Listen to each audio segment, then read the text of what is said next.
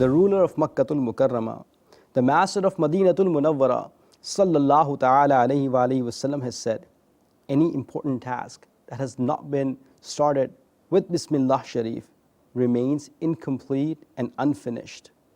Dear Islamic brothers and viewers of Madani channel, whenever eating or feeding, serving or drinking, picking up or putting anything back, cooking or washing, reading or teaching, traveling or starting a car, waking up or waking others, sitting or seating others, turning the lights or the fan on, laying or spreading the food mat, folding or preparing the bedding, opening or beginning a business, locking or unlocking, applying oil or perfume, delivering a speech, reciting a naat, wearing shoes, adorning yourself with the Imamah Sharif, opening or closing the doors, etc. Always start with Bismillahir Rahmanir Rahim, unless it is not permissible by Islamic laws, unless there are Shari'i restrictions on it. My dear Islamic brothers and viewers of Madani channel, one who makes a habit of reciting Bismillah Sharif with every permissible act gains immense blessings and virtues.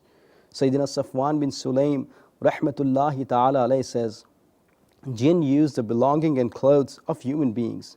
Therefore, when whoever picks up an item or clothing to wear or takes it off to put it away, he should recite Bismillah Sharif. The name of Allah Azza wa Jal will act as a seal for it. That means that by reciting Bismillah Sharif, jinns will not use those clothes.